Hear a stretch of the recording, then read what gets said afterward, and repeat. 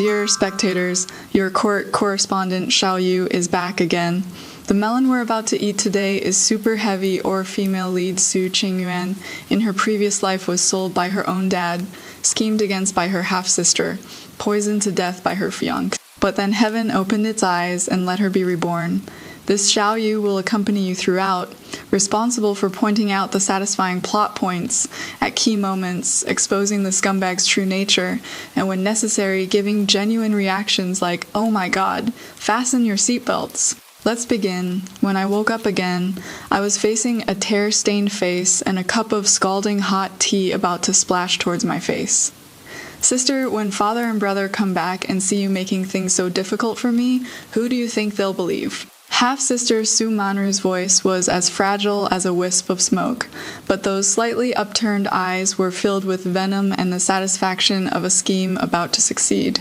This scene was so familiar that all the blood in my body froze. In my previous life, it was this very cup of tea that ruined my entire life. That cup of tea drenched my clothes, forcing me to go to the side courtyard to change there.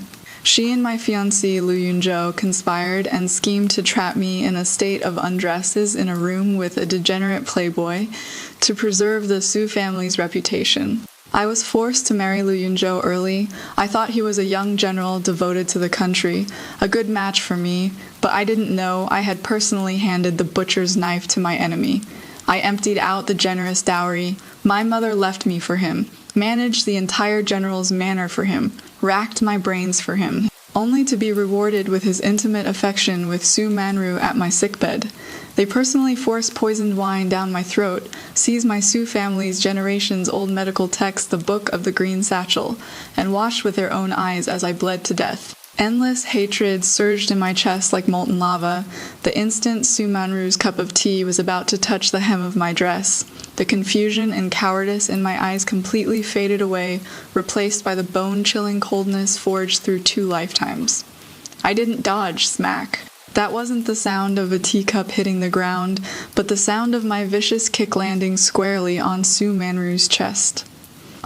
The smugness on Su Manru's face instantly froze, transforming into extreme shock and pain, like a kite with its string cut. She screamed as she flew backward, landing with a splash and crashing heavily into the cold lotus pond behind her. In that instant, the entire garden fell deathly silent.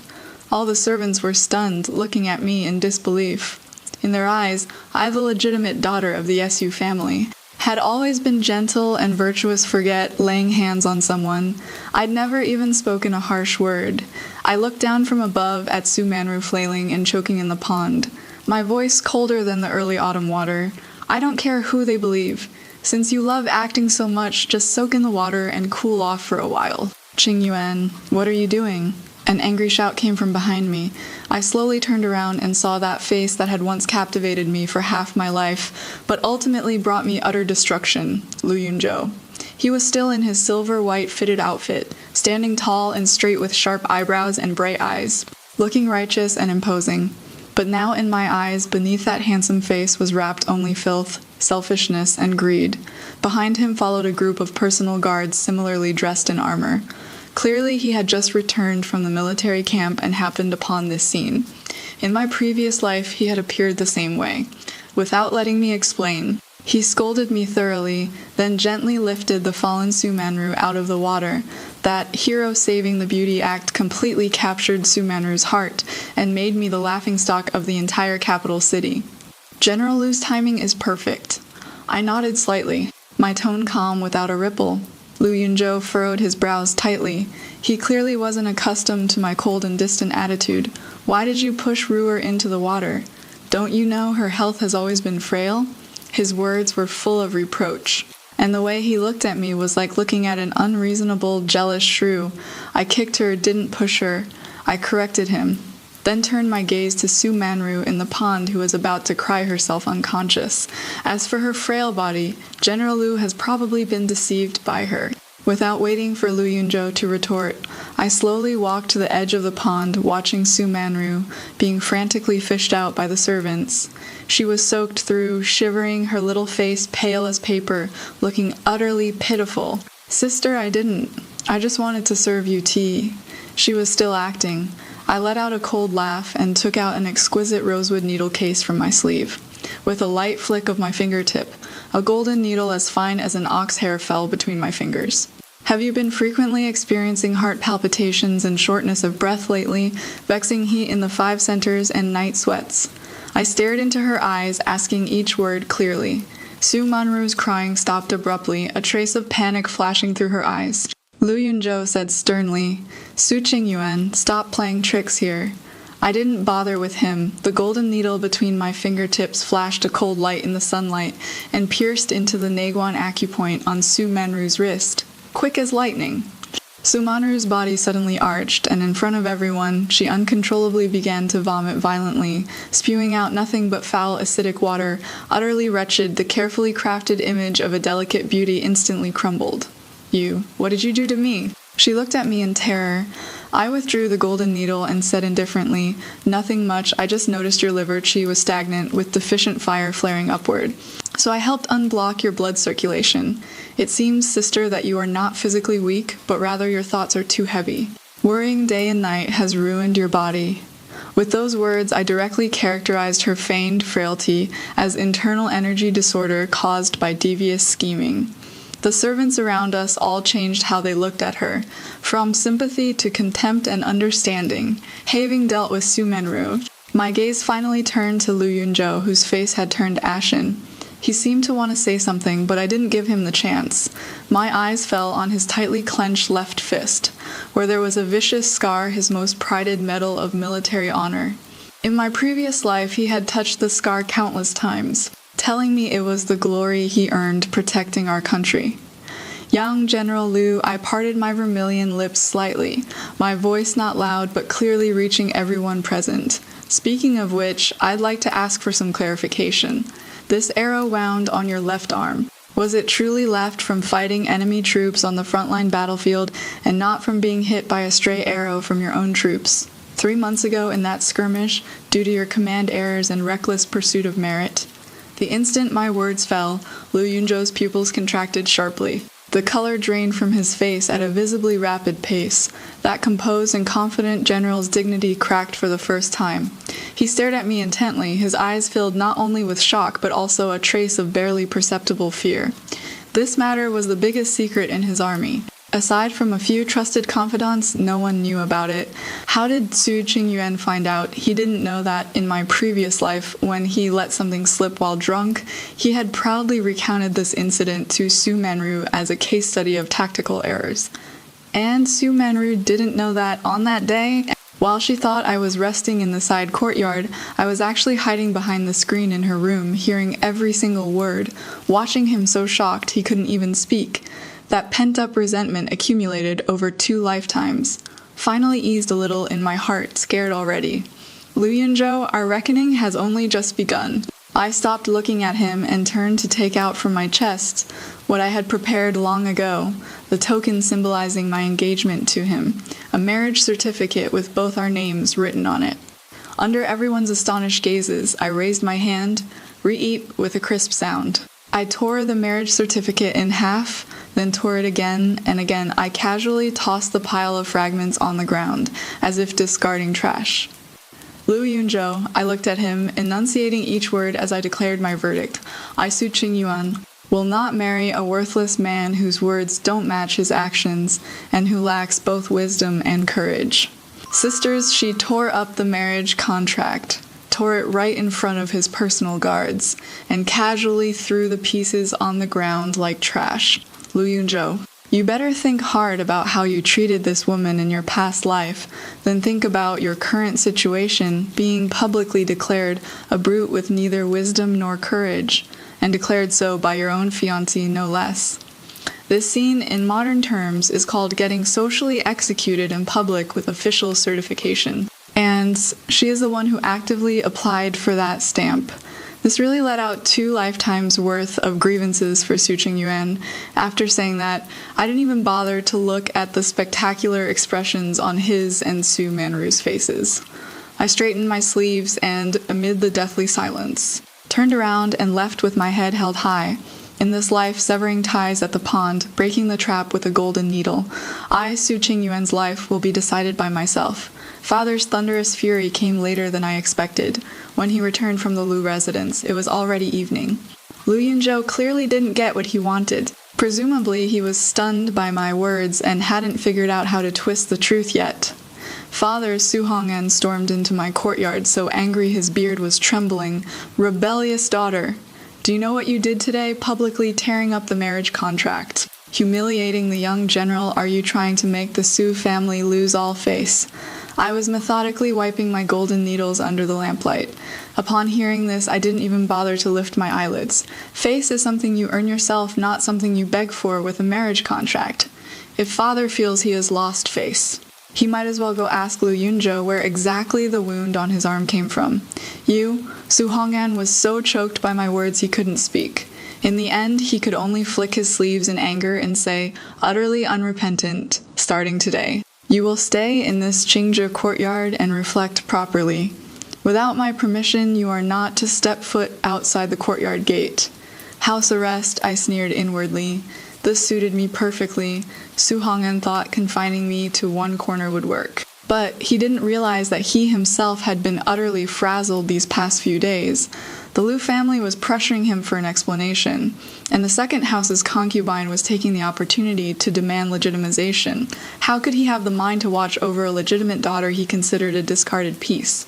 That very night, I avoided the night patrol servants and made my way alone to the most remote spot in the back courtyard of Marquis Manor, a woodshed that had been abandoned for many years. In my previous life, after I was killed by Lu Yunzhou and Su Menru, my soul had wandered around the Su Manor for a long time. I witnessed with my own eyes Su Menru rummaging through boxes and cabinets in my room, searching only for the original copy of the Green Satchel Classic. But she never found anything. It wasn't until later that she accidentally overheard servants from the second house mention that Mother seemed to have hidden something in the back courtyard woodshed years ago. They dug 3 feet into the ground, but in the end only found an empty iron box. They didn't know that the place where Mother truly hid things wasn't underground, but overhead I skillfully moved over a worn-out ladder, climbed up to the roof beam, and deep within the dust-covered mortise and tenon structure, I felt a hard object wrapped tightly in oilcloth. Taking it down, I blew away the dust and opened the oilcloth. Inside was an antique rosewood box. The moment the box opened, a faint medicinal fragrance mixed with the scent of old wood hit me in the face. Lying quietly inside the box was the Su family's true treasure, the incomplete scroll of the classic of the Green Satchel annotated by Mother's own hand. Mother had long seen through Su Hong'an's true colors, seen through the undercurrents of scheming in this household. On the surface, she had passed down to me a copied common edition, but she had secretly hidden away this incomplete scroll that embodied generations of the Su family's painstaking efforts, waiting only for the day when I would truly need it. Mother, my fingertips brushed over the familiar handwriting on the pages, my eyes growing slightly warm. Your daughter came too late. Knowledge and insights from my previous life surged into my mind like a tide, merging as one with this life's clear and gifted spiritual platform. Those meridians, acupoints, and herbal interactions that were once obscure and difficult to understand now suddenly became crystal clear, as if they had been carved into my bones and blood all along, just waiting to be awakened. During my days of confinement, I threw myself into study day and night, thoroughly mastering all the medical principles in this incomplete manuscript. Half a month later, I needed an opportunity to break free from my cage and make a stunning debut. I summoned Qing, the only loyal maid my mother had left me, gave her a pouch of silver, and whispered a few instructions in her ear. Qing's eyes lit up, immediately understanding my meaning. 3 days later, she quietly told me, "Miss, I've taken care of things with the steward. The master has been busy dealing with the Lu family these past few days and has no time to worry about our courtyard. Tomorrow, when the household goes out to purchase supplies, I've already arranged a way for you to leave." The next morning, I changed into plain men's clothing and mixed in with the purchasing group, successfully slipping out of the Su residence. The west side of the city was a mixed bag of dragons and snakes, a place where the nobility would never set foot. Qing had already rented a shabby shop at the street corner with the most foot traffic and hung up a sign reading, Su Medical Clinic. We were open all day without a single customer. It wasn't until dusk that a commotion arose, and several men rushed over carrying a groaning man on a wooden board. "Doctor, please, we beg you, save old Zhang." I got a clear look at the man on the board, and my heart stirred slightly. It is him, Zhang Wei. In my past life, he was a centurion under Lu Yunzhou's command. Because he fought bravely, he once saved Lu Yunzhou's life. Later, in a battle to cover Lu Yunzhou's retreat after he recklessly advanced seeking glory, his right leg was crushed by enemy chariots.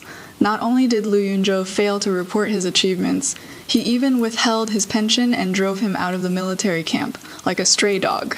When I heard about this in my past life, he had only become lame and could still walk, but in this life, due to the butterfly effect brought by my rebirth, his injury seems much worse. I stepped forward to examine him and saw that below his right knee was a bloody mess.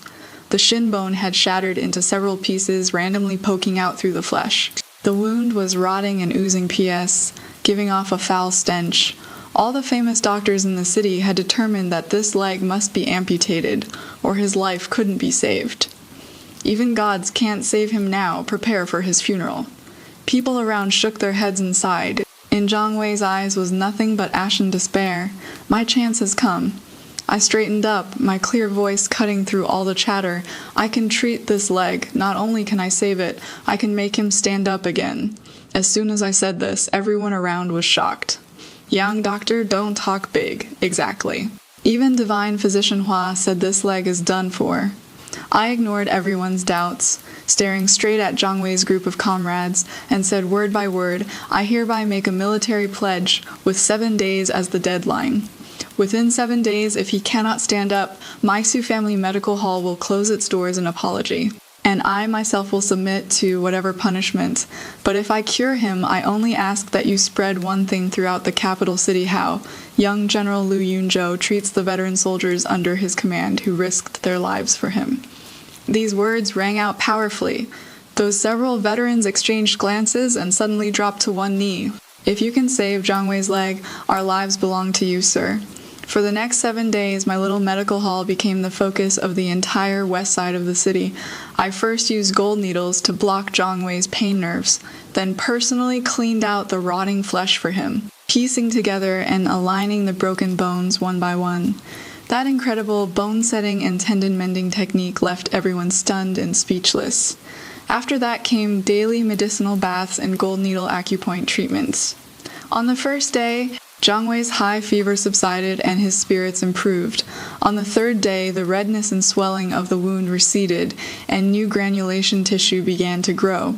On the fifth day, his leg, which had already lost all sensation, actually had a slight tingling and itching feeling. By the seventh day, outside the medical hall, there were already 3 layers of people inside and out, packed with common folk who had come after hearing the news to watch the excitement.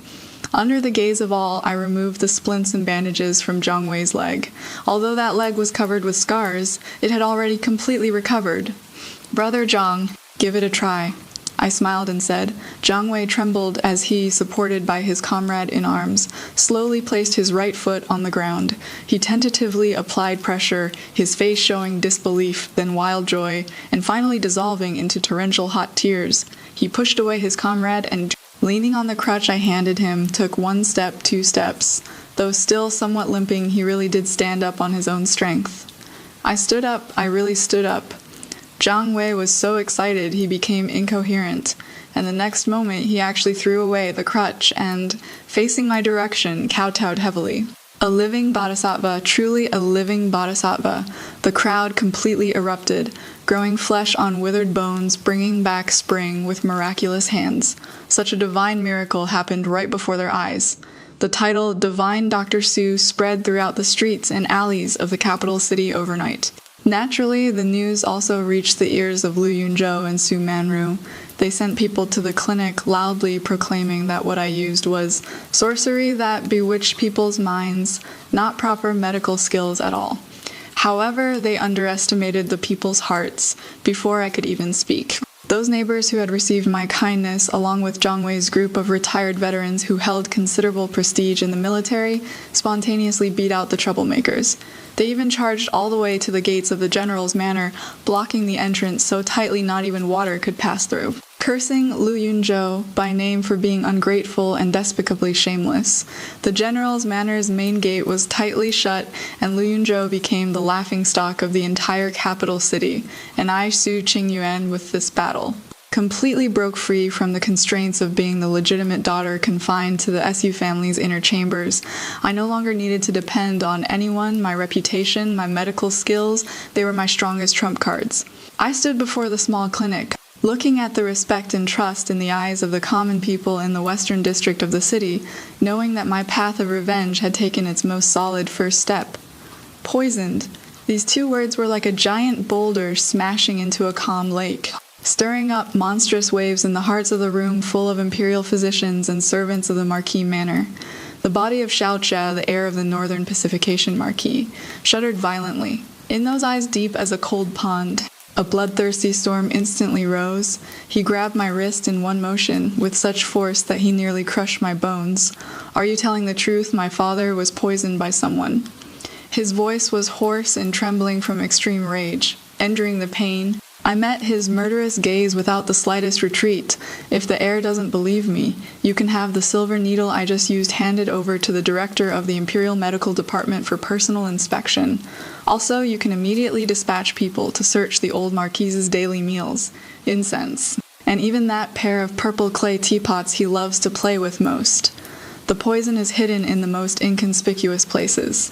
My composure and firm conviction were like a basin of cold water, extinguishing the flames of anger above Xiaoche's head, but igniting the raging fire of revenge in his heart. He released his grip, his crimson eyes now containing only cold determination. "Saman," he shouted sternly, "lock down the entire manor, arrest everyone who personally attended to my father, and interrogate them thoroughly.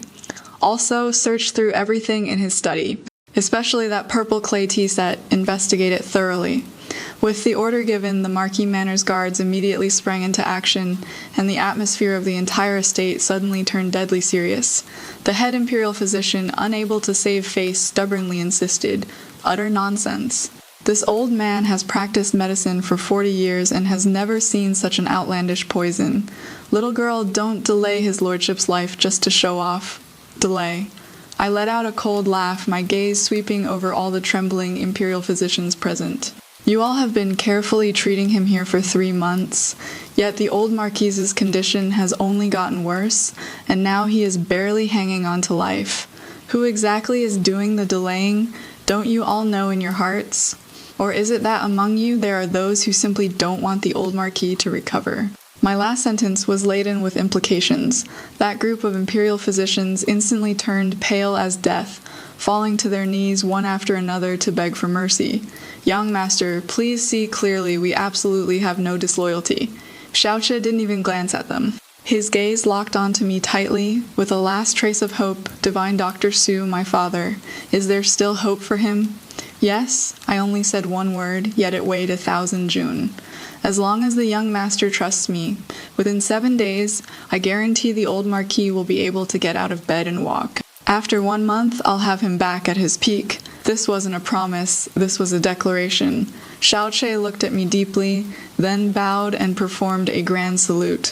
"Sir's great kindness, Xiaoche will never forget for the rest of his life. From this moment on, everyone in the Marquis Manor, top to bottom, is at your command, sir. If my father can recover, our Marquis Zhenbei's residence owes you a life, sir."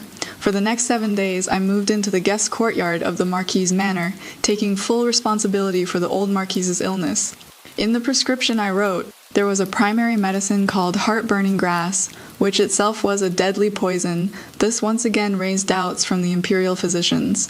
Several old men gathered around that prescription, looking at each other, none daring to sign and seal it. "Young master, this medicine absolutely must not be used. Once heart-burning grass enters the mouth, within 3 breaths it can burn through the stomach and intestines. With the old Marquis's current condition, how could he possibly withstand it?" The head of the Imperial Medical Academy pushed the prescription back with trembling hands. Xiaocha didn't take it. He looked at me. "Divine Dr. Shu, you speak. Burning heart grass is indeed a poison." I stated calmly, "But the solution to the Qianji poison lies precisely in fighting fire with fire." The toxins in the old Marquis's body have already penetrated 3 parts into his meridians. Ordinary tonics would only prolong the life of the toxins. Only burning heart grass combined with gold needles can force the toxins out of the meridians and expel them through sweat. I paused and looked at the group of imperial physicians. If you don't believe me, you can leave right now, but if you stay, then shut your mouths. The court judge was so angry his beard trembled wildly, but under Xiaoche's gaze, he didn't dare say another word this time. Xiaoche mobilized the power of the Marquis' manor, and within 3 days had this rare poisonous herb delivered before me. I used gold needles to protect the old Marquis's heart meridian, then used burning heart grass as a catalyst, employing the method of fighting poison with poison to gradually force out the Qianji poison hidden in his body. The process was extremely perilous. Every time I administered the needles, it exhausted all my mental energy. On the first day, the old Marquis's fever reached 40 degrees. His whole body drenched in sweat. Even the bed was soaked through. The people of the Marquis Manor were scared out of their wits. Xiaoche stood guard outside the door, not sleeping all night, just silently staring at that tightly closed door. At dawn, I pushed the door open and came out. He immediately stood up. "How is it?" "The high fever is a good thing." I said, "The toxins are moving outward." He glanced at me, said nothing, turned around and ordered the servants, "Go prepare hot food for divine physician Su and prepare a guest room for her to rest." On the 3rd day, the old Marquis's high fever subsided and his pulse became stable. On the 5th day, he was able to speak, and although his voice was weak, his mind was already clear. Meanwhile, the investigation at the Marquis Manor was also progressing simultaneously. The one who poisoned him was the most inconspicuous tea-serving errand boy by the old Marquis's side. He had entered the manor 3 years ago, usually silent and reticent, diligent in his work. No one would have thought he was a mole. He used a special technique to coat the inside walls of the old Marquis's favorite pair of Yixing teapots with colorless and odorless poison powder. Day by day, the toxins slowly seeped in through the tea water, completely undetected, when Xiaoche led people to arrest him. The errand boy had already committed suicide by poison. All leads came to an abrupt halt here. In Xiaoche's study, he handed me an interrogation record, his face so gloomy it could drip water. "All leads are cut off. We only found out that this errand boy's family was wiped out by mountain bandits a year ago, and he alone escaped. There must be someone behind this, but with him dead, there is no proof." I took the file, my gaze falling on the 2 words mountain bandits, the corners of my mouth curling into a cold arc. In my previous life, I heard Lu Yunzhou say that, in order to eliminate dissidents and install his cronies, he once kept a group of so-called mountain bandits who specialized in handling dirty work that couldn't see the light of day for him. I put down the case file and said seemingly casually, "The Qianji poison originates from a secret method in the Southern Frontier Army, accessible only to high-ranking military officials. The old Marquis has been a warrior all his life with great prestige. His existence blocked someone's path, and that someone is the mastermind behind this. Young master, you might want to investigate. Since the old Marquis fell gravely ill, which people in the military have risen the fastest and gained the most." My words were like a bolt of lightning, splitting through the fog in Xiaoche's mind. He suddenly raised his head, eyes flashing with sharp light, a name almost bursting from his lips. "Lu Yunzhou." These past few months were exactly when the Lu family's power in the military expanded the fastest. I understand Xiaoche's voice was quenched with ice. On the morning of the 7th day, when the first ray of sunlight shone into the room, the old Marquis on the 6th slowly opened his eyes. Although still weak, his gaze had already recovered the clarity and sharpness of days past. "Shar," he spoke, his voice hoarse, yet it instantly made Xiaoche, a 7 chi tall man, tear up. "Father," I withdrew the last silver needle and quietly left the room, leaving the space to this father and son who had survived the ordeal. As I was about to bid farewell to Xiaoche, he handed me a smooth black iron token with the character Zhen inscribed in elegant calligraphy. "This is the token of my Marquis Zhenbei's residence. Seeing this token is like seeing me in person. His voice was steady, but his eyes carried an indescribable solemnity. Miss Sue, from now on, you are a benefactor of my Marquis manor. Within the capital city, if anyone dares to make things difficult for you, they are making an enemy of the entire Marquis Genbei's residence. The weight of this token was heavier than 10,000 taels of gold. It was my most solid shield in this capital city. I accepted the token and said calmly, "Young master need not be so polite." I also have some old scores to settle with the person behind all this. We have the same goal. Xiao Qi understood and said no more. Conversations between smart people need only go so far. When I returned to the SU Manor in the 4-horse carriage from Marquis Genbei's residence, I was greeted by Su Hong'an and Su Manru's faces, written all over with shock, jealousy, and fear. They had already heard the news of the old Marquise's miraculous recovery. They knew even more clearly that the divine Dr. Shu who cured the old Marquis was me, the Su Qingyuan whom they had driven to desperation and trampled on at will. "Qingyuan, you are back." Su Hong'an forced out a smile that looked worse than crying, his tone full of flattery. "You must be tired from the Marquis manor. I've already ordered a banquet prepared to welcome you home." I walked past him without even a sideways glance, not even sparing him a look. Su Manru unwillingly blocked my path. Speaking in a soft and delicate voice, "Sister, congratulations. That you've gained the favor of Marquis Manor is truly a blessing for our Su family, but I wonder what kind of miraculous technique did Sister use to bring someone at death's door back to life? I am really quite curious." Her words were still poison cotton, implying that I'd used some crooked methods. I stopped in my tracks and finally looked at her directly. I slowly raised my hand, gently brushing my fingertips across her rigid cheek. The gesture was gentle, but the words I spoke sent her plunging into an icy abyss. "Little sister's curiosity would be better spent on how to save that right hand of yours that is about to become useless." I leaned close to her ear, speaking in a voice only the two of us could hear, enunciating each word, and stopped playing those petty tricks that can't see the light of day. After all, now that I am who I am, making you quietly die of illness would be even simpler than crushing an ant. Su Manru's body began trembling violently, and for the first time those beautiful eyes of hers showed genuine fear toward me, her older sister, fear that came from the depths of her heart. Satisfied with her reaction, I turned around, leaving them with a resolute silhouette. Half a month later, a gold-embossed invitation from the palace shattered the superficial calm of the Su Manor. Her Majesty the Empress will host a flower-viewing banquet at the Imperial Garden, inviting all the noble ladies and talented young men from the capital. On the invitation, it specifically names Divine Physician Su Qingyuan of the Su residence and female family member Su Manru. Putting my name first, the intention is self-evident. Su Hong'an was so excited his face flushed red, as if he could already see the Su family rising to success through my name. Su Manru, after a brief moment of shock, had the flames of jealousy and scheming reignite in her eyes. On the day of the flower viewing banquet, I only wore a simple and elegant moon-white long dress, without makeup, but Su Manru attended in full formal attire, her accessories jingling, her head full of pearls and jade ornaments. Her face, already pitiable to begin with, was adorned with rouge and powder to make her even more deserving of pity. At the banquet, Lu Yunzhou was also there. He wore a silver suit of armor, his posture upright, still with that handsome and extraordinary appearance. But when his gaze met mine, his eyes no longer held the disdain of the past, but rather showed a hint of scrutiny and wariness. Su Manru naturally walked to his side. The two of them standing together looked like a perfect couple. She introduced the royal nobles and aristocrats present to him in a soft and gentle voice, while the corner of her eye kept glancing provocatively at me. I couldn't be bothered with their performance.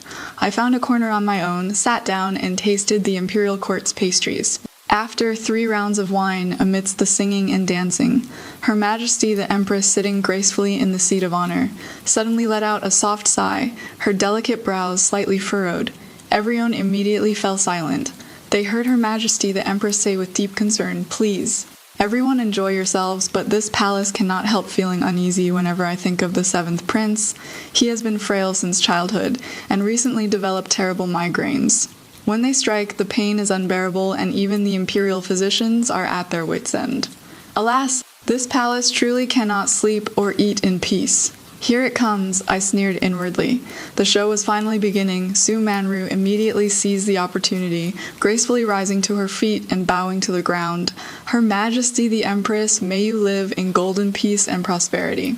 I, Su Manru, have studied medicine under my father since childhood. Though untalented, I have some knowledge of medicinal principles. Hearing that your Majesty worries for His Highness the 7th Prince, I dare to offer my services to share His Highness's burden and ease your Majesty's concerns. These words were spoken with perfect propriety, demonstrating both a physician's benevolent heart and her loyalty to the Empress. The Empress's eyes lit up. You are Minister Shu's daughter. I've heard that your elder sister, Su Qingyuan, is renowned as Divine Physician Su. I wonder if she has entered the palace today. Everyone's gaze instantly focused on me. I slowly rose to my feet and calmly bowed. I, Su Qingyuan. Greet Her Majesty, the Empress. When Su Manru saw me stand up, she immediately rushed to say, reporting to your Majesty, although my elder sister's medical skills are exceptional, the methods she employs mostly involve aggressive medications and take risky approaches. The 7th Prince has a body of utmost importance. I am afraid he cannot withstand such domineering treatment. This subject, though lacking in talent, is willing to jointly diagnose His Highness alongside my sister, so we can look after each other. What a fine look after each other! On the surface, it is sisters united in purpose. But in reality, she wants to use this opportunity to monitor me. Once I make any mistake, she can push all the blame onto me while keeping herself completely clean. Lu Yunzhou also stepped forward at the right moment, declaring loudly, Your Majesty the Empress, this subordinate believes Manru's words are reasonable. When treating illness and saving lives, stability should come first.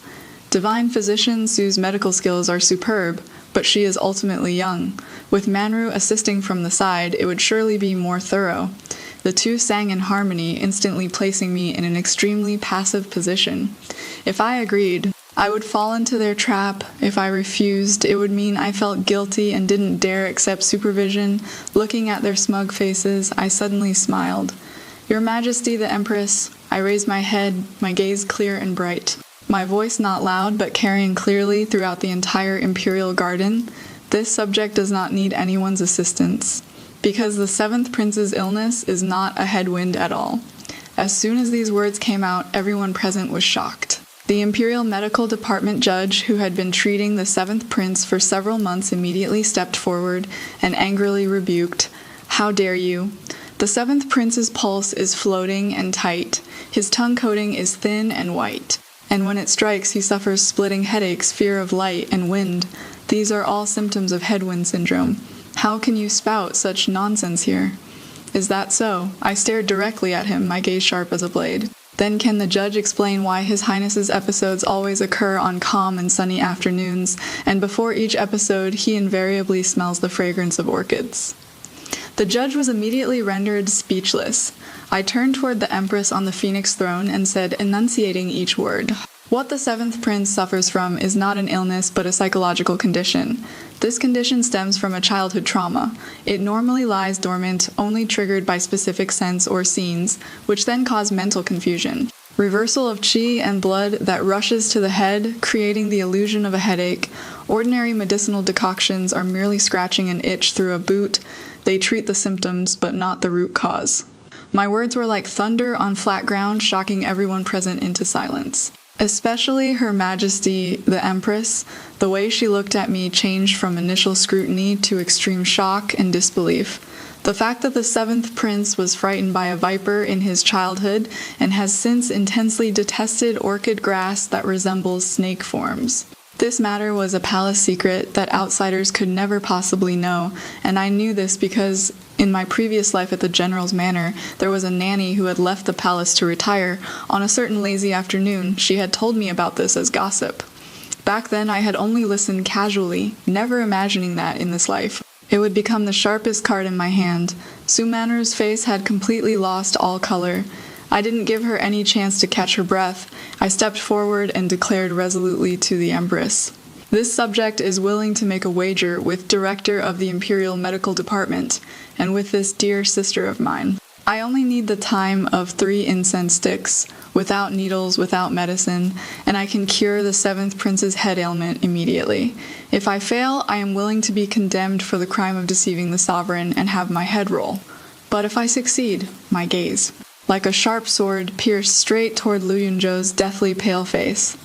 I humbly implore Her Majesty the Empress to make the decision to allow General Lu Yunzhou and me to sever our bond immediately. From now on, we marry separately and have nothing to do with each other. And I beseech Your Majesty to issue an edict to thoroughly investigate his crimes of embezzling military funds and framing the loyal. The entire imperial garden fell into a deathly silence. Everyone was scared out of their wits by my earth-shattering wager. Using my own life to bet on an illness that had already been given a death sentence by the Imperial Medical Department, using a sure win high-stakes gamble to exchange for a resolute severance, as well as the most fatal strike against my enemy. Lu Yunzhou's fists clenched at his sides with an audible creak. He wanted to retort, but found that under the Empress's gaze he couldn't utter a single word. Her Majesty, the Empress stared at me for a long while. And finally, a trace of determination flashed through those deep phoenix eyes. Very well, she spoke slowly, with finality. I shall allow it. Soon, the frail and sickly 7th Prince Zhao Yu was brought into the garden, supported by 2 young eunuchs. He was only 10 years old, his complexion sallow. Eyes tightly shut, his small body trembling incessantly from the headache, moaning in pain. 3 arm-thick sticks of dragon's breath, incense, were lit, wisps of smoke curling upward. Everyone held their breath. The chief judge of the Imperial Medical Department snorted coldly, flicked his sleeves, and stood to the side, ready to watch me humiliate myself. Su Manru looked at me with a pitying expression, as if she had already seen my miserable end with my head rolling on the ground. I ignored everyone's gazes and slowly walked in front of the 7th Prince. I didn't take his pulse or ask questions like other physicians would. Instead, I crouched down before him, bringing my line of sight level with his. Your Highness, my voice was as gentle as a warm spring breeze. Did you have a nightmare in the dream? There was a very, very long flowered rope that wrapped around your head and made it hurt terribly, right? The 7th Prince's tightly closed eyes suddenly opened a crack, looking at me in terror.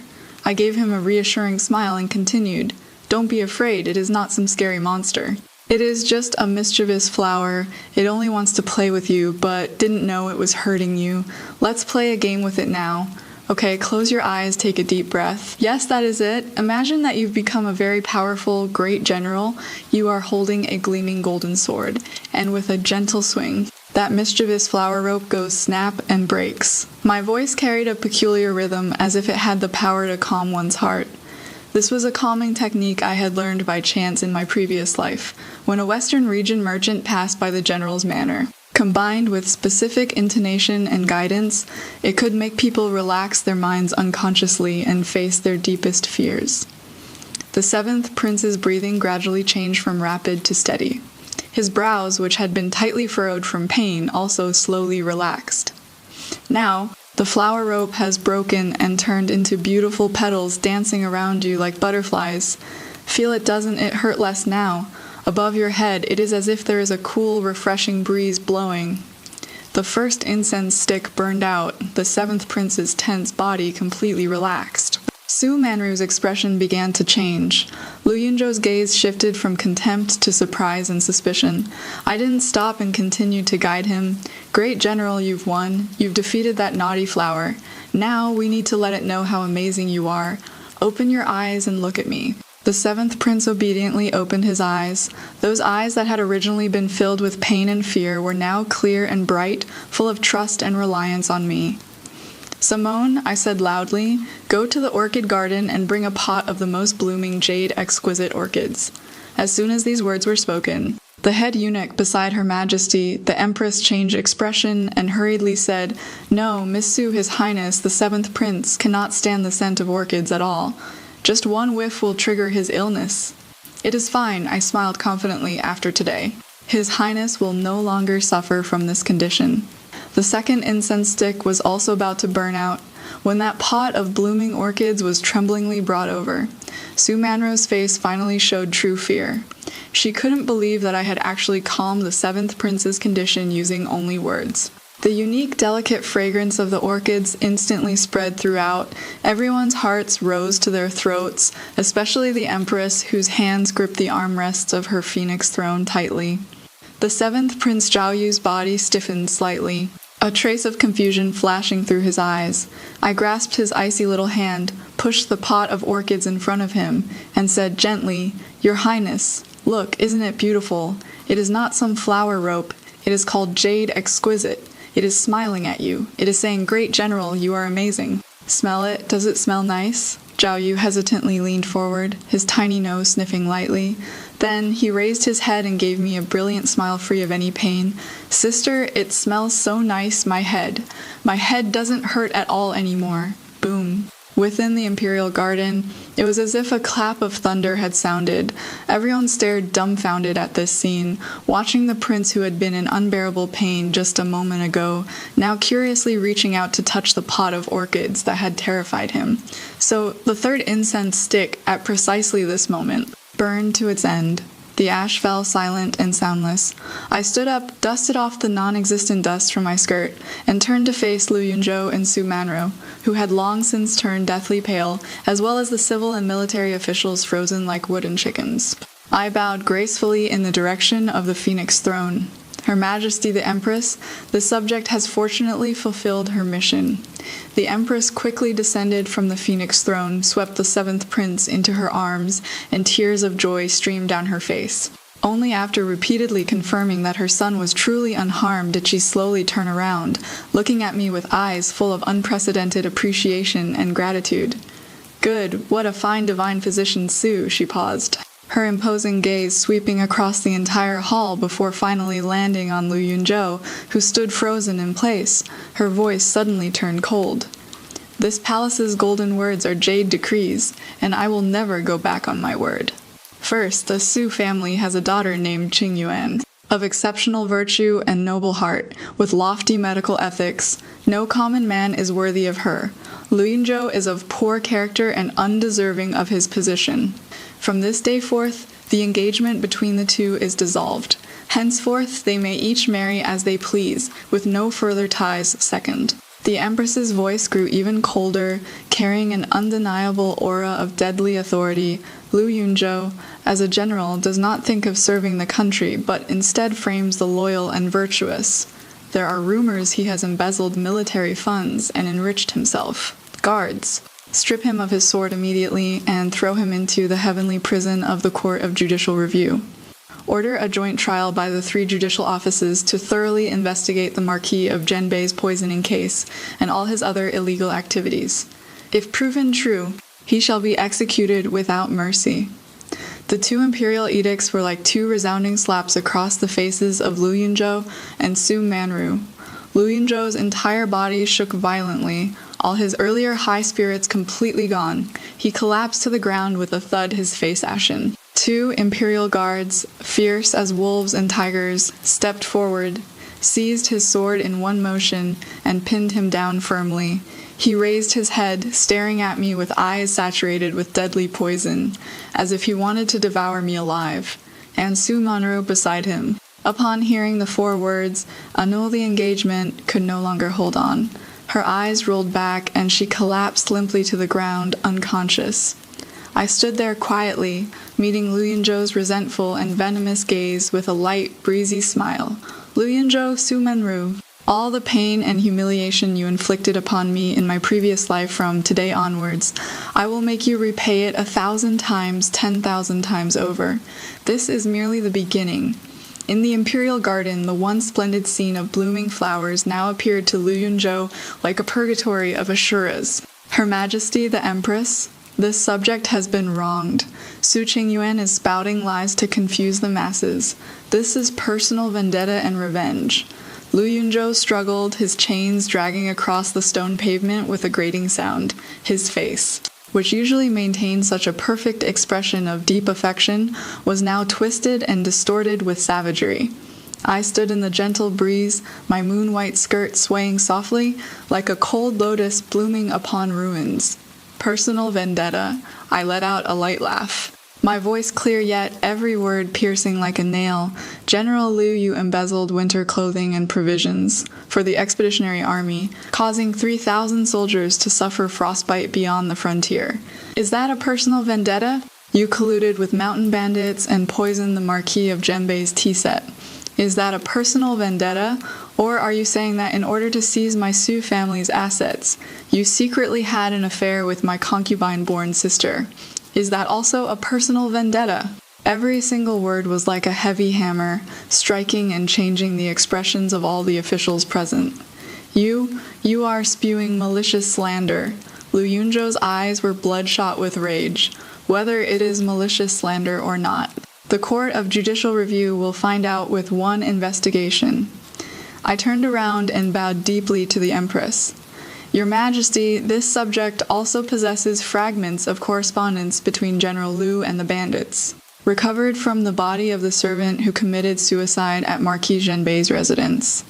Previously, the subject was weak and alone and dared not present it. But now, grateful for your Majesty's wisdom, I am willing to offer everything. I took out a neatly folded stack of letters from my sleeve. These were not from my previous life, but evidence of correspondence with the Liu family's death warriors that I had intercepted. By following the trail over the past half-month, using the influence of Marquis Zhenbei's residence, the old nanny beside the Empress quickly stepped forward to receive them and presented them to the Empress. After flipping through a few pages, the Empress's phoenix countenance filled with fury, and she violently threw the letters in Liu Yunzhou's face. The evidence is irrefutable. What more do you have to say? Drag him away. The Imperial guards no longer hesitated, dragging the limp Liu Yunzhou away from the scene like a dead dog, and Su Manru, who had fainted on the ground, couldn't escape either at this moment. The Empress cast a disgusted glance at her. The Su family failed to properly educate their daughter. Detain this girl as well and hand her over to the Imperial Household Department for interrogation regarding her crime of bewitching an important official. A flower-viewing banquet had turned into the Liu family's funeral. The guests at the banquet looked at each other in dismay. Some lowered their heads pretending not to see, while others had already begun quietly shuffling their feet, drawing a clear line between themselves and the Liu family. These same people who had been toasting merrily at the General's Manor banquet just days ago were now scattering like birds and beasts. Human hearts are fickle and cold, nothing more than this. Her Majesty the Empress took her seat again. Her gaze lingered on me for a moment before she suddenly spoke. Su Qingyuan, this palace has witnessed your actions today. If you have any wish, speak freely. The ears of all the guests perked up in unison. This was an extraordinary favor. I unhurriedly curtsied and spoke in a calm voice. This subject has only one request. I humbly ask your Majesty to permit this subject to open a medical clinic in the capital city to practice medicine and help the world unbound by anyone's constraints. The Empress was slightly taken aback, clearly not expecting my request to be so simple. She pondered for a moment, and a trace of approving smile appeared at the corners of her mouth. That is all. That is all. Granted, the Empress raised her hand, her tone carrying a hint of reflection. This palace thought you would ask for official titles and honors. You are quite a self-aware child. She paused, then continued, however, this palace has another reward. Su Qingyuan's medical skills are exceptional and her character upright. She is specially granted the title of First-Rank Lady of Benevolent Heart, bestowed with a golden plaque, and permitted to open a medical clinic. Within and beyond the capital city, no one may interfere. First-Rank Lady of Benevolent Heart. As these 5 words fell, the entire hall erupted in astonishment. You have to understand, this title has only ever been bestowed upon noble women who have rendered great service to the state, and I am merely a young lady who hasn't even left home to marry yet. By doing this, the Empress is clearly backing me up in the name of the imperial family. I bowed again, yet my mind was clearer than anyone's. What the Empress gave me wasn't just a title, but a double-edged sword. With this honor, my every move will be under the scrutiny of everyone in the realm. One misstep, and I'll come crashing down from the clouds, but I am not afraid because I had no way to retreat to begin with. When I returned to the Sioux residence, Su Hong'an was already waiting at the entrance. He'd obviously caught wind of the news. His old face, which had been filled with panic over Lu Yunzhou's downfall, immediately switched to a fawning expression of having struck gold when he saw the dozen or so large red chests representing the Empress's rewards following behind me.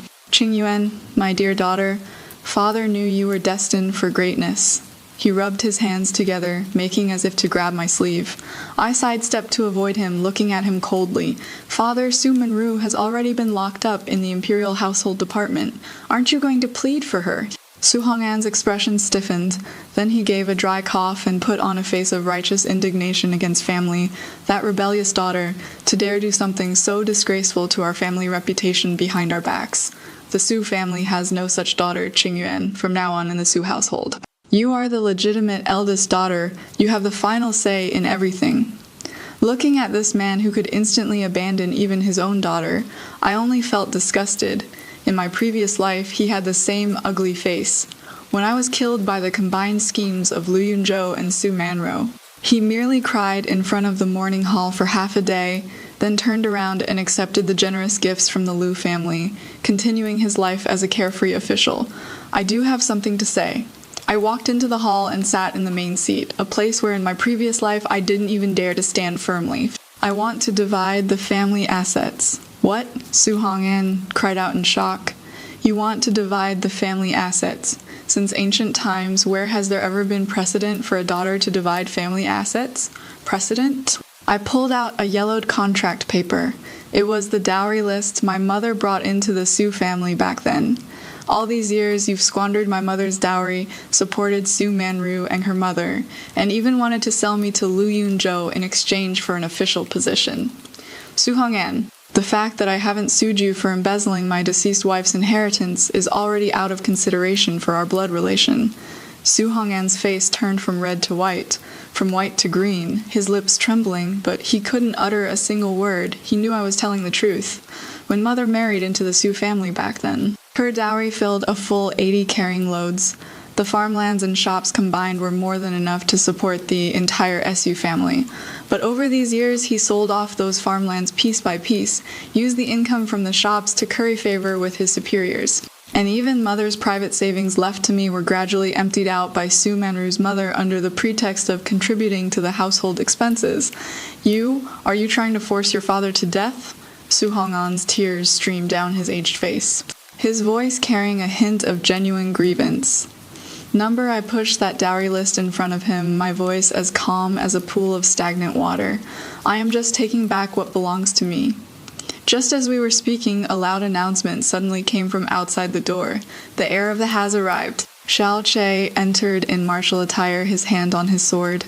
His handsome features carried an aura of without battle, followed by a team of elite guards from the Marquis Manor, instantly surrounding the Su Manor's front hall so tightly that not even water could pass through.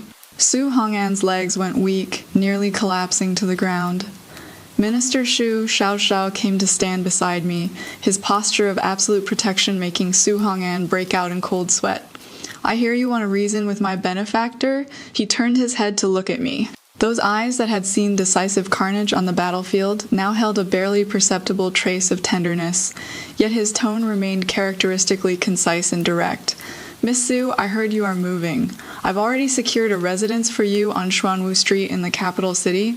The deed has been processed. As for what the SU family owes you today, I'll collect it on your behalf.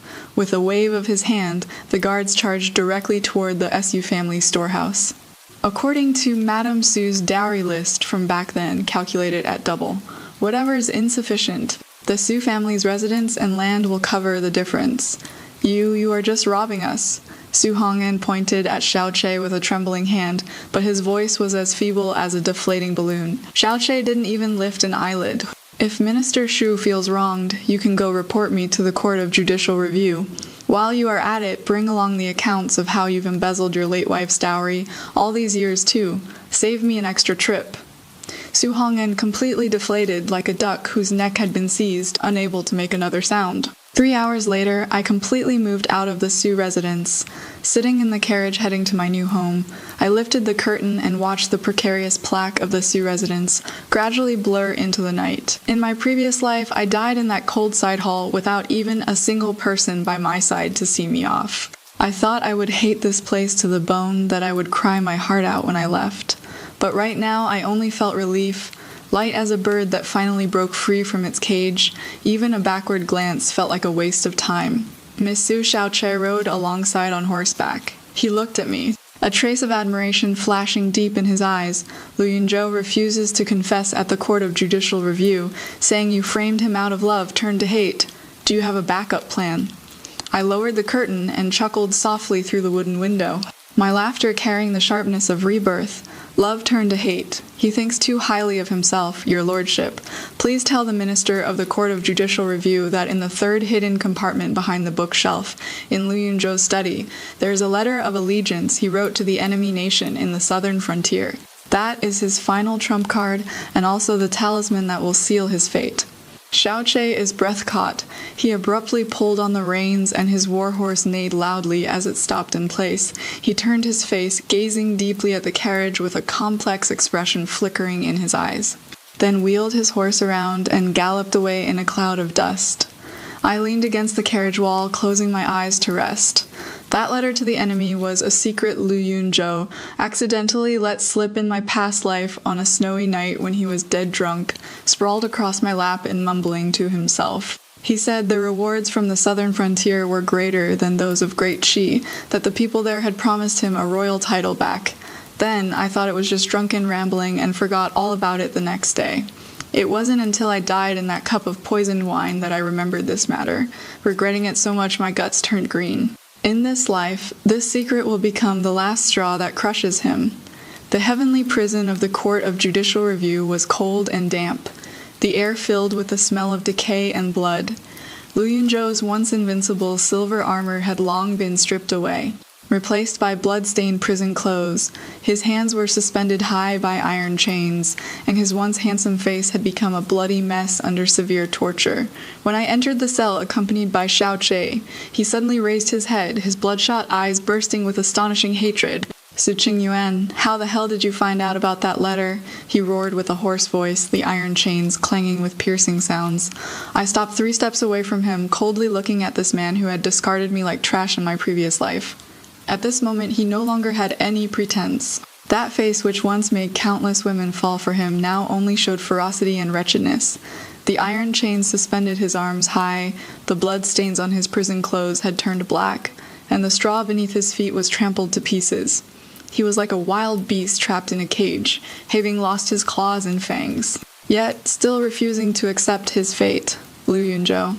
I leaned closer to him, speaking in a voice only the two of us could hear, saying faintly, "When you were drunk, lying against my lap, you told me with your own mouth that the moonlight in the southern frontier is more beautiful than in Great Qi, and that the rewards there are weightier than a Marquis title.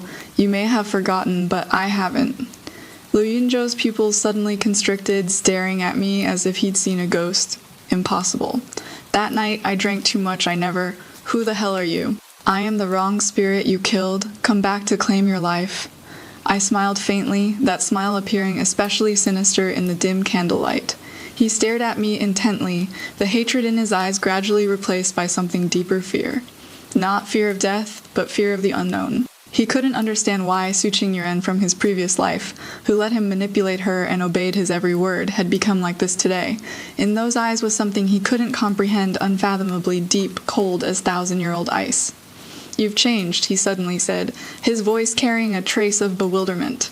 "You are not the Su Qingyuan from before." "Right," I admitted frankly. "The Su Qingyuan from before died at your hands." Silence, the iron chains swayed gently, making a low sound. "Has that letter been found?" I turned to ask Xiaosha, nodded, took out an oiled paper package from his chest and opened it. Inside was a letter that had already turned slightly yellow. The handwriting on the letter was neat, but the content was shocking. It detailed the northern frontiers ********, grain and fodder reserves. as well as the guard rotation patterns of several key passes. At the signature, it was stamped with the Liu family's private seal. When Lu Yunzhou saw that letter, his face instantly turned ashen. This is forged, he struggled, the iron chains clanking loudly. Su Qingyuan, you venomous woman, you forged evidence to frame me, forged. Xiao Che spoke coldly, his voice carrying bone-chilling coldness. Lu Yunzhou, the private seal on this letter was carved from your Liu family's ancestral jade seal, with patterns matching perfectly down to the finest detail.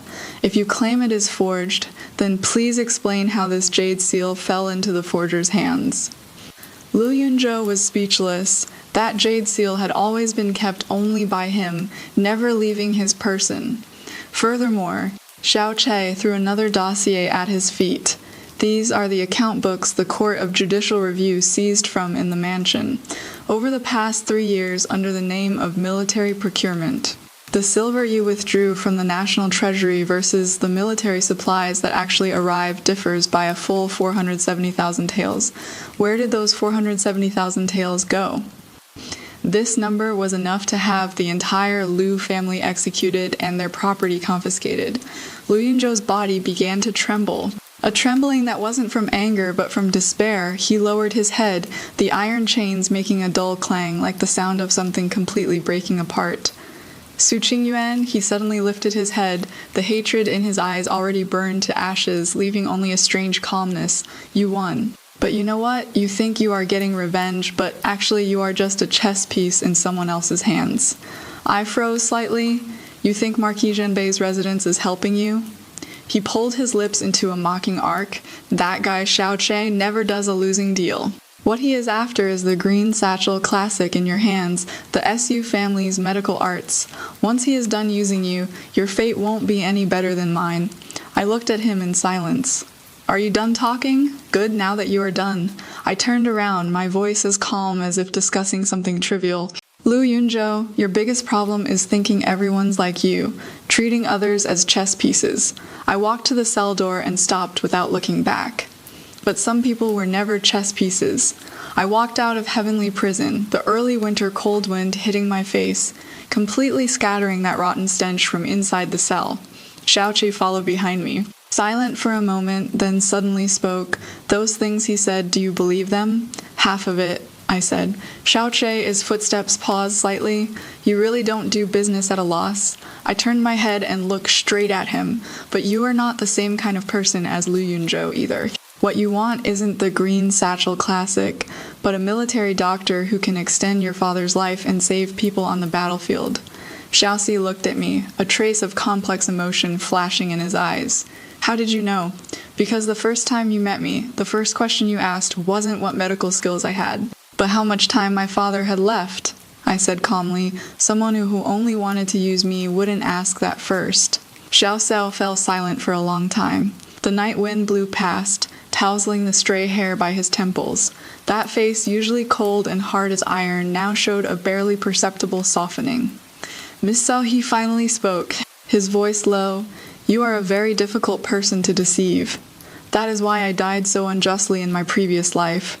I said softly, as if telling someone else's story. Xiaoxi didn't ask what previous life meant, only looked at me deeply, then raised his head toward the night sky and said in a heavy voice, The Liu family's case will be tried by the 3 judicial offices.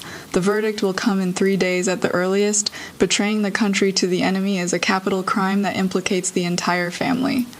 I know, you are not afraid. Afraid of what? I asked back. Afraid he'll die too quickly. Or afraid he'll die too slowly? Xiao Che froze for a moment, then let out a low chuckle. That laughter was soft, yet it was the first time I'd heard him laugh with genuine ease, without any calculation, without any pretense. Miss Su, he said, you are the most special person I've ever met. I didn't answer, only looked up at the night sky. Tonight there was no moon, just a sky full of stars, cold and clear. The judicial office of the Internal Affairs Bureau was the darkest place in the palace. Those held there were all people who had violated palace rules or angered the emperor. Of those who went in, barely 1 in 10 could walk out in one piece. On the 3rd day after Su Manru was locked up, I went to see her as I walked into that deep corridor. The palace lanterns on both sides stretched the shadows on the stone walls long and black. The sound of footsteps echoed in the empty hallway, as if something were following behind. The eunuch on guard led me to an iron door at the very back. He pushed it open, and a damp, putrid smell hit me in the face. I stood in the doorway, looking at the person inside. Sumanru, who used to dress herself up to look so pitifully delicate and heart-wrenchingly pitiful, was now curled up on a straw mat in the corner, covered in wounds, her hair stuck messily to her face. Her 10 fingers, which she had once maintained so meticulously, had their nails pulled out, and dark red bloodstains seeped through the coarse cloth, wrapping her fingertips. Hearing footsteps, she jerked her head up. Seeing it was me, a flash of terror crossed her eyes first, then surged with a kind of almost desperate hope. "Sister," her voice was hoarse, as if worn down by something. "Sister, save me. Please save me." She tried to crawl over, but because of the injury on her leg, she could only prop herself up with both hands, inching forward bit by bit. That wretched appearance was worlds apart from her formerly delicate and beautiful demeanor. I didn't move, just looked down at her from above. "Sumanru," I spoke, my voice calm. "Do you still remember the winter 2 years ago?" She froze for a moment, not understanding why I suddenly brought this up. "That winter I fell ill with a high fever that wouldn't break for 3 days. I said slowly, "You came to see me and brought me a bowl of red date and lotus seed soup, saying you'd made it yourself and told me to drink it while it was hot. I drank it, the fever broke, and I thought you truly cared for me." Sumanru's body stiffened slightly. "Later I found out that in that bowl of soup you'd added a medicine, not poison, but something that would slowly make a person dull and dependent on others." I looked at her. "You started back then, didn't you, little by little, turning me into a useless person who wouldn't know what to do without you, so that father would think you were the only useful one in this family." Sumanru's fingers clawed desperately at the ground, her knuckles turning white.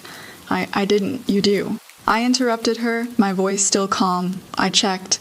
"That medicine is called Forget Worry Powder. Long-term use makes people slow-witted, depressed, and dependent on those around them. You had me drink it for 2 whole years." Silence from the corridor blew in, lifting a corner of the straw on the mat, then letting it fall again. "Sister," Sumanru suddenly cried, tears sliding down her dirt-covered cheeks. "I know I was wrong. I really know I was wrong. Please save me. As long as you get me out, I'll listen to whatever you say. I'll never oppose you again." What you were saying," I softly interrupted her. "You said in my previous life too." Sumanru suddenly looked up, a trace of confusion flashing in her eyes. "Previous life." I didn't explain, only took out a small porcelain bottle from my sleeve and placed it on the ground in front of her. "This is crane crest red," I said. "1 gulp, within 3 breaths, no pain." Sumanru stared at the porcelain bottle, her body beginning to tremble. You want to kill me?" "Number," I shook my head. "I am just giving you a choice. The methods of the Judicial Bureau you've already tasted for 3 days. How much longer remains, you can calculate yourself." I turned around and walked toward the door. "Su Qingyuan," she suddenly screamed, her voice filled with complete breakdown. "May you die a horrible death. You think you've won? You think the more glorious you are now, the more miserable you'll be later." Lu Yunzhou was right. Xiaoche is not a good person at all. Sooner or later he'll use you up like a chess piece and toss you aside. Sumanru. I stopped walking, didn't turn around. My voice as light as a falling leaf, even at death's door. "You are still worrying about others." As I walked out of the Criminal Investigation Bureau, I heard the sound of a heavy object hitting the ground behind me. I didn't look back, that viper that had lurked in the Su family for years, finally exhaled its last breath in despair. The night wind blew past the palace walls, carrying a faint scent of plum blossoms. I stood on the palace pathway, looked up at the brightly lit palace in the distance, and something inside me quietly settled down. It wasn't relief, nor was it satisfaction. Just a kind of calmness I hadn't felt in a very long time. A month later, the snow in Capital City had just begun to melt. Sunlight pierced through the clouds and shone on the brand new Su residence plaque on Xuanwu Street. The Liu family had been executed in its entirety 3 days ago. Su Hong'an was stripped of his official position and title for failing to raise his daughter properly. And now he huddled in a dilapidated old residence, getting by on selling off the last of his furniture. The second branch's concubine took several children and fled with their belongings on the very night the Liu family fell, leaving capital city overnight, their whereabouts unknown, in the huge Su manor. Only Su Hong'an remained, guarding that crumbling plaque, staring blankly in the empty courtyard. I heard he has been mumbling to himself lately, saying he is the future father of the Empress, saying that Qingyuan girl will come back sooner or later to acknowledge him as her father. When I heard this news, I just gave a faint without any particular feelings. Some people you hate them because they're still worth the effort to hate. But Su Hong'an, he is no longer worth it. The new residence was located in the quietest section of Xuanwu Street. The front courtyard housed a medical clinic, the back courtyard for living. Separated by a moon gate in the middle, with several winter sweet trees planted that were blooming vibrantly at the moment. Qing had everything organized perfectly. Even the medicine cabinets were arranged according to my habits, categorized and tidy. The golden plaque bestowed by the Empress hung at the entrance of the clinic, with the 4 gilded characters, Rengshan Medical Clinic, shining brilliantly in the sunlight. On the first day of opening, the line of people waiting for consultations stretched out half a street. Some came because of the reputation. Some with a trying-it-out mentality, and others made a special trip from outside the city just to see that divine Dr. Su who cured the 7th prince with 3 incense sticks. I sat behind the consultation desk, seeing patients one after another, from the hour of Chen straight through to the hour of you, without even having time for lunch. Qing squeezed and carrying a bowl of hot porridge, shoved it into my hands and said in a low voice, "Miss, take a break. There are still over 20 people outside. No rush for this moment." "Let them in." I took the porridge and said while drinking, "Urgent cases first. Chronic conditions wait in the back." Qing sighed helplessly, turned around and went out to rearrange things. Just then, a commotion came from outside the door. "Make way, make way." "The young lord has arrived." I put down the porridge bowl and looked up. Xiao Che wore a black robe with dark patterns, his hand on the sword at his waist as he strode in. He wasn't wearing armor today, his hair tied up with a jade hairpin, making him look imposing yet refined. 2 guards followed behind him, each holding a large red lacquered box. The common people waiting in line moved aside one after another. Some recognized him and started whispering. "It is the young lord of the Marquis of Zhenbei. What is he doing here?" Could the young lord also need medical consultation? Xiao Che ignored the surrounding gazes, walked straight up to me, placed the 2 lacquered boxes on the consultation table. His tone as concise and straightforward as always. "Congratulatory gifts, may your opening bring great fortune." I opened the lacquer box and took a look. One box contained top-quality century-old ginseng, and the other held a set of exquisitely crafted silver acupuncture instruments. Each silver needle was just the right thickness and length, clearly custom-made specifically for me. I closed the lid and looked up at him. Did the young master make a special trip just to deliver congratulatory gifts? "It is on the way," he said. I glanced toward Xuanwu Street, then toward Marquis Zhenbei's residence. They were a good 3 streets apart. No matter how you looked at it, it wasn't on the way. But I didn't call him out on it. I just nodded. "Thank you." Xiao Che sat down in the chair across from the consultation desk, showing no intention of leaving. I picked up my porridge bowl again and continued eating, casually asking, did the young master come today only to deliver congratulatory gifts? "There is one more thing." He took out a letter from his sleeve and placed it on the desk. "Father asked me to bring this." I put down the porridge bowl and opened the envelope. The old Marquis's handwriting was strong and vigorous.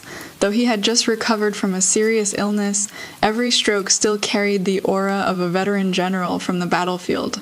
The letter wasn't long, but it made me pause slightly. In the letter, he said that in his lifetime of countless battles, having witnessed countless deaths, he had never seen a physician like me. He said that divine physician Su had saved not just his life, but the entire Marquis Zhenbei's residence, and even the foundation that hundreds of thousands of soldiers at the northern frontier depended on. He said that the Marquis Manor owed me a debt, one that must be repaid in this lifetime. In the last line he wrote, "This old man has only one son, Cher, under his knee. This son has a cold and rigid temperament and is not good with words. If there are any offenses, I hope Monsieur will be magnanimous." This person, on the surface, is a block of ice, but inside is a ball of fire, worthy of entrusting one's life to. I folded the letter paper, put it back in the envelope, and looked up at Xiao Che. He was sitting upright in his chair, his gaze resting on the medical text on the consultation table, his expression composed, as if he had no idea what was written in that letter, but his ears were slightly red. I held back my laughter and pushed the envelope back to him. "Please thank the old Marquis for me." "That is it." He took the envelope, his brows furrowing slightly, as if somewhat dissatisfied with this answer. "That is it." I picked up the porridge bowl again. If the heir apparent has no other business, I still have over 20 patients waiting. Xiao Che was silent for a moment, stood up, straightened his robes, turned and walked 2 steps, then suddenly stopped again, his back to me, his voice low. "What father said in those words, you don't need to take them to heart." "Which words?" I asked knowingly. He was silent for 3 breaths, didn't answer, and strode out of the medical hall. I watched his departing figure and finally couldn't hold back, letting out a soft laugh. Ching poked her head out from behind the screen, her face full of gossip as she lowered her voice. "Miss, were the heir apparent's ears red? Go call in the next patient." I put away my smile and picked up my brush again. The clinic had been open for half a month and had already established a firm foothold in the capital city. Everyday patients came in an endless stream, from peddlers and laborers to high-ranking officials and nobles. I treated everyone equally, seeing them in order, never discriminating based on their social status.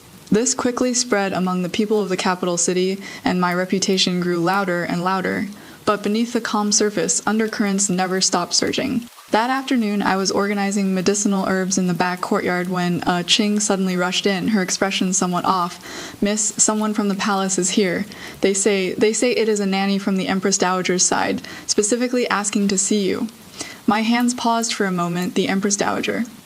In my previous life, this was someone I had almost no chance to interact with. She lived deep in Signing Palace, rarely seeing outsiders, and was said to have an unpredictable temperament. Even the Emperor had to be careful around her. But I knew one thing, the Empress Dowager had a lingering ailment that had plagued her for a full 20 years. And even the Imperial Medical Department was helpless against it. "Show her in." I put down the medicinal herbs in my hands, brushed the dust off my hands, and walked toward the front courtyard. The visitor was a nanny around 50 years old, with a dignified appearance and an air of natural authority between her brows that was unique to those from the palace. She looked me over for a moment, then spoke. "Divine Physician, Su, the Empress Dowager requests your presence." Her tone wasn't a request, it was a notification. I nodded calmly. "Please wait a moment, Nanny, let me change my clothes." The nanny froze slightly, clearly not expecting me to be so composed, neither flattered by the favor nor anxious with fear, just calmly saying, "Change clothes." As if being summoned by the Empress Dowager was merely an ordinary matter. In the carriage entering the palace, I closed my eyes to rest, quickly sorting through all the information about the Empress Dowager in my mind. The Empress Dowager's surname was Pei. Born into a military family, she had accompanied the late emperor in campaigns when she was young, a woman of strong opinions. Her most beloved youngest son, the 7th prince's biological older brother, the 12th prince Zhao Heng, had gone missing 3 years ago during a palace coup, his life or death unknown. The Empress Dowager had been bedridden with illness ever since, confined to her sickbed. The imperial physicians diagnosed it as illness from worry and longing, damage to the heart meridian. They prescribed countless remedies, but her condition never improved. This was the heartache that had been hidden away for 3 years. The root of the illness wasn't in the body, but in the heart. The palace gate of Signing Palace slowly opened before me. The vermilion palace walls isolated the outside clamor into another world. Inside it was as quiet as a dried-up well. The Empress Dowager reclined on a soft couch, covered with a bright yellow brocade quilt. Her complexion was sallow, her eye sockets sunken, but those eyes were still sharp, taking me in from head to toe in a single glance. "You are Su Qingyuan." Her voice was hoarse, yet still carried an unquestionable authority. "Yes," I bowed. "Neither servile nor overbearing. I heard you cured 7th brother's heart condition and brought down that traitor Lu Yunzhou." The Empress Dowager stared at me. "You are a smart person. Your Majesty is too kind." A smart person, the Empress Dowager suddenly changed her tone, her eyes becoming sharp as a blade. "She'll know that I summoned you here today not for a medical consultation. I raised my head and met her gaze directly. Your Majesty wants to ask whether the 12th prince is still alive, in the Palace of Compassion and Tranquility. One could hear a pin drop. The palace maids beside the Empress Dowager all changed expressions at once. The mama who had led me even stepped forward sharply, her hand already on the short knife at her waist. However, the Empress Dowager raised her hand to stop her, only staring at me intently, a complex emotion surged in her eyes. Shock, wariness, and even more so, a longing that had penetrated to the bones suppressed for 3 years. How did you know I wanted to ask this? Because your Majesty's illness is not damage to the heart meridian, but a sickness from longing for your son. I said calmly, those heart-nourishing and spirit-calming prescriptions the imperial physicians prescribe treat the symptoms, not the root of the illness. Your Majesty's root illness is the torment and waiting day and night over these 3 years. The Empress Dowager's hand quietly clenched beneath the brocade quilt. Then you tell me, her voice lowered, carrying a trace of trembling, old 12, is he still alive? I was silent for a moment, in my previous life. I heard a fragmentary piece of news from a nanny who had left the palace to retire. The 12th Prince Zhao Heng did not die in that palace coup, but was secretly transferred out of the capital city and hidden somewhere in the northern frontier. When that nanny said this, her expression was furtive, and she immediately regretted it, refusing to say another word. At that time, I only heard it in passing and didn't think much of it. But in this life, during those few days when I was recovering from my injuries at Marquis Zhenbei's residence, I once inadvertently saw a secret letter pressed under Xiao Che's desk. The letter had only 8 words. Northern frontier is, well, don't worry, don't search. That handwriting was identical to the 12th prince's handwriting circulated in the palace. Your Majesty, I slowly spoke, choosing my words carefully. This subject's daughter dares not speak rashly about the prince's life or death, but this subject's daughter can tell your Majesty that some people choose to disappear because disappearing, more than appearing, can protect those they care about. The Empress Dowager's eyes suddenly reddened. She was a woman who had weathered countless storms. For the past 3 years, she had maintained the dignity of an Empress Dowager before countless people, never shedding tears. But at this moment, in those eyes that had seen so much of the world, something finally broke through. He is still alive, she wasn't asking me, but murmuring to herself, her voice carrying a tremor of having survived a disaster. He is still alive. I said nothing, just stood there quietly. After a moment, the Empress Dowager took a deep breath, suppressing the emotions in those eyes once again, and restored that imposing expression of authority without anger. She looked at me, her gaze now carrying something indescribable. Su Qingyuan, she said, I like you as a person. Your Majesty is too kind. I am not praising you, the Empress Dowager said flatly. I am warning you. People I like had better not disappoint me. I smiled slightly. This subject understands. The Empress Dowager leaned back against the soft couch again, closed her eyes, and her tone returned to calm. Write me a prescription to help regulate my health. Don't use those heavy tonics. I've had enough of them. Yes, I walked to the desk, picked up the brush, and wrote out a prescription. In this prescription, there were no precious medicinal ingredients, only a few common herbs for soothing the liver and relieving depression, combined with a simple dietary therapy plan, and a suggestion every afternoon: take a walk in the imperial garden, get some sun, and look at the flowers and plants. The Empress Dowager took the prescription, looked at it for a moment, and suddenly let out a light snort, just this. Ailments of the heart require heart medicine. I said, Your Majesty now already has heart medicine, so regulating the body simply needs to follow its natural course. The Empress Dowager was silent for a moment, handed the prescription to the nanny beside her, and said flatly, see the guest out. I bowed and turned to leave. When I reached the palace gate, the Empress Dowager's voice came from behind me, low and laden with meaning, Su Qingyuan. That young master from Marquis Zhenbei's residence is a match for you. My steps paused slightly. Without turning back, I simply walked out of the grand doors of Signing Palace with composure. Behind me, the Vermilion Palace gate slowly closed, sealing that sentence along with all the secrets within Signing Palace. Behind that heavy door, New Year's Eve, on the streets of the capital city, firecrackers crackled one after another, and fireworks dyed the night sky a brilliant spectrum of colors. Every household was decorated with lanterns and festive ornaments. Red lanterns cast a warm glow over the snow-covered streets. I sat under the corridor in the back courtyard of the clinic, holding a cup of hot tea in my hands, watching the fireworks blooming on the horizon. Ching had gone home early to celebrate the new year. I was the only one in the entire courtyard, so quiet I could hear the sound of snow falling from the winter sweet blossoms. This was the first New Year's Eve after my rebirth.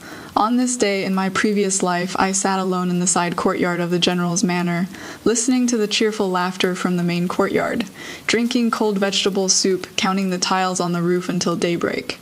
Back then, I thought that was my fate. At this moment, looking up at the sky full of fireworks, there was an indescribable feeling in my heart, not sadness, nor joy, just a very grounded sensation like my feet were planted on solid earth, spending New Year's alone. At the courtyard gate, Xiao Che's voice suddenly rang out. I turned my head and saw him standing by the moon gate, holding a food box in one hand and a wine jug in the other. He was still wearing that dark robe, with a few snowflakes on his shoulders. Clearly he had walked here and hadn't taken a carriage. "Young lord, why did you come? I was a bit surprised. Marquis' manor isn't holding a banquet this year." He walked in, placed the food box and wine jug on the stone table under the corridor, and sat down across from me, his tone flat. "Father said we owe you a meal and told me to bring it over." I looked at the food box, then looked at him and couldn't help but say, "The old Marquis had you deliver it personally." "Doesn't Marquis Manor have servants?" Xiao Che fell silent for a moment, then reached out to open the food box. Inside were 6 dishes neatly arranged, steaming hot and fragrant. He took out the dishes one by one and set them on the stone table, his movements meticulous, as if completing an extremely important task. "Eat," he said. I looked at him, looked at this young Lord Shi of the Hu, was usually cold and hard as iron, decisive in battle, now seriously arranging dishes and bowls before me with the tips of his ears slightly flushed, yet his gaze never willing to land on my face. I held back my laughter and picked up my chopsticks. "Thank you, young lord." The two of us just sat there under the corridor, accompanied by the fireworks filling the sky, and had a New Year's Eve dinner. Xiaoshe didn't talk much, but when he occasionally spoke, it was always about useful matters. He told me that the Liu family's case had been completely closed, all involved personnel had been brought to justice, and the military funds embezzled by Liu Yunzhou had been recovered and would be distributed to the soldiers at the northern frontier. He also said that the old Marquis's health had recovered very well. He was already able to move around in the courtyard. And a few days ago he even clamored about taking up the sword to practice martial arts again, but was stopped by him. I listened, occasionally asking a few questions, occasionally nodding.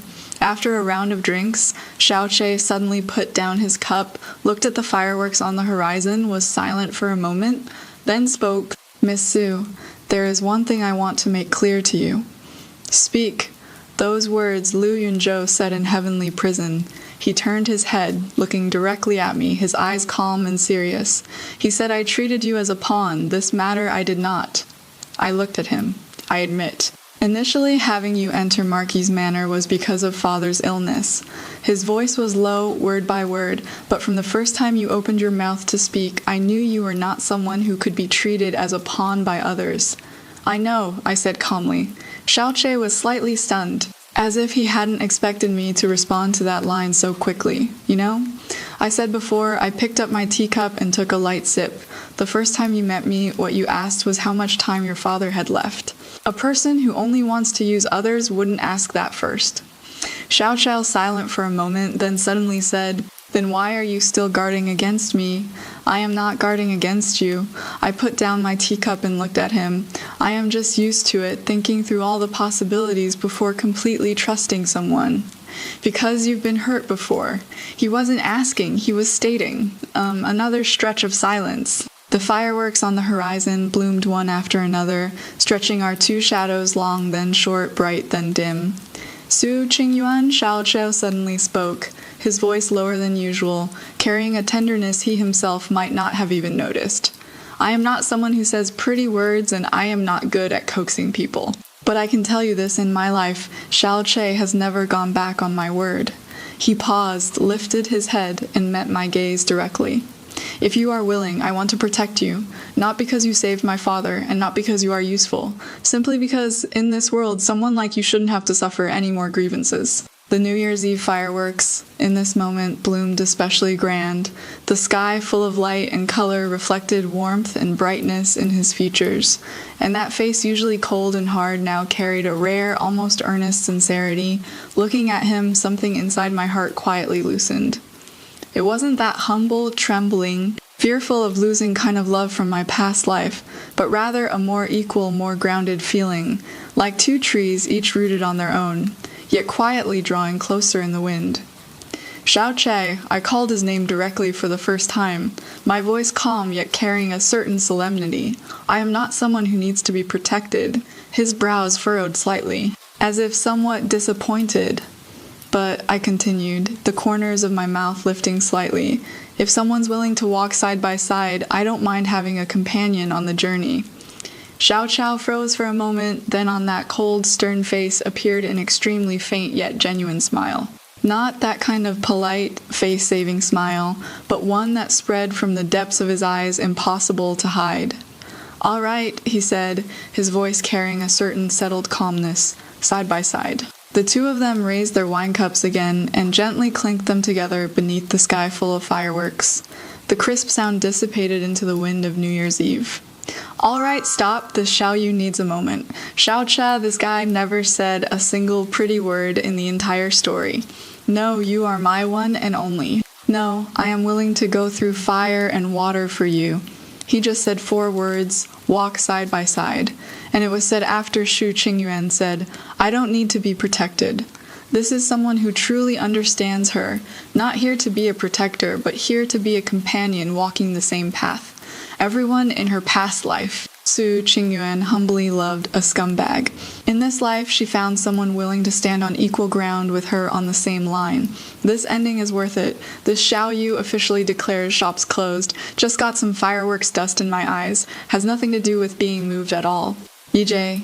Yijie is a legal method in ancient Chinese law for dissolving a marriage relationship. Unlike Healy, divorce by mutual agreement, Yijie refers to when serious conduct violating ethical and moral principles occurs between husband and wife, with the government office or higher authority intervening to forcibly decree the severance of the marriage relationship. From then on, both parties are completely severed in their marital obligations at both the legal and ritual law levels. In the text, Su Qingyuan's request for the empress to issue an edict of Yijie means borrowing the authority of imperial power to formally declare that her betrothal to Lu Yunzhou is completely invalid under ritual law. Simply put, Yijie is the ancient version of officially certified breakup, and it is not something you request, it is directly pronounced from above.